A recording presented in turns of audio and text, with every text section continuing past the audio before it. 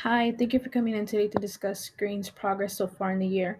I'm Miss Maya, Green's third grade teacher. Today we'll be discussing three assessments that we have done so far in the semester. One of the assessments that we've done was a reading fluency assessment, the second one was a spelling assessment, and the third one was a writing assessment. These assessments allow us as teachers to see where students are in their skills and where are the areas of improvement. With this, I was able to see where Green's strengths were in his reading fluency, spelling, and writing traits. As well, it allowed me to see where the areas of improvement are so that I can help Green with those skills. Let's go ahead and discuss the first one, the reading fluency assessment. This is an assessment where students read a passage in a specific time frame in order to see the student's fluency and comprehension of the reading.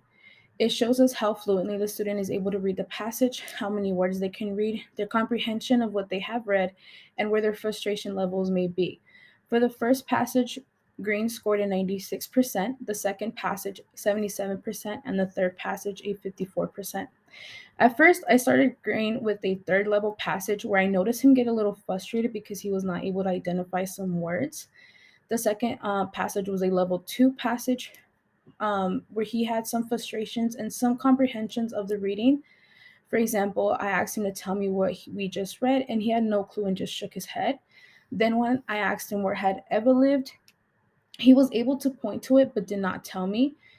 The third passage was a first level reading passage where he was able to read fluently through it and answer comprehending questions.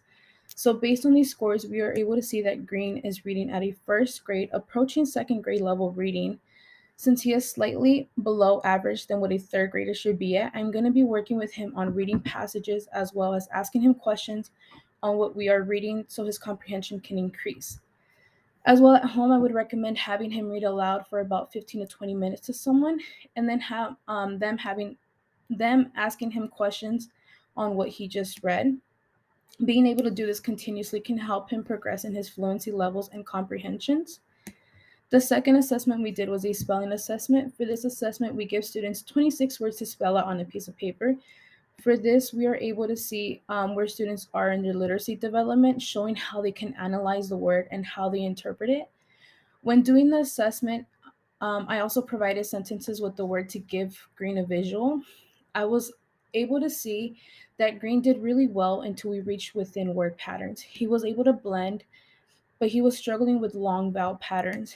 Given this, I think Green would benefit practicing words that focus on long vowel patterns. So, for example, practicing long A words such as rain, waste, made, grain. Being able to have him identify the long A can help him identify long A sounds and increase his fluency as well when he comes across them.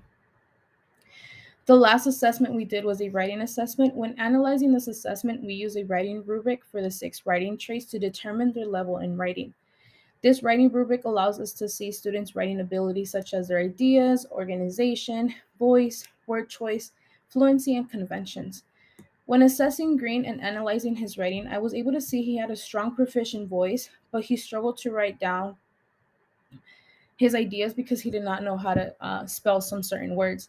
As well, he had great ideas but did not complete them or did not flow well.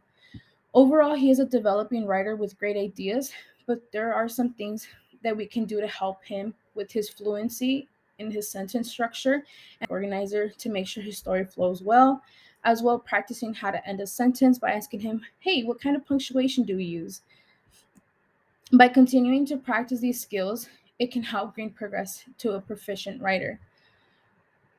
So now these are things we can work on moving forward in the school year. Again, I would recommend at home Green career level and then asking them questions on what they just read.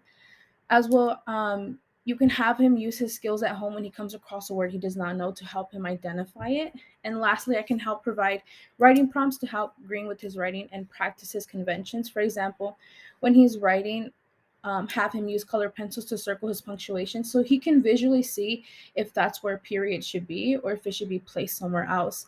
By doing these activities in the classroom and at home, it can help increase Green's progress and help him be at that third grade level.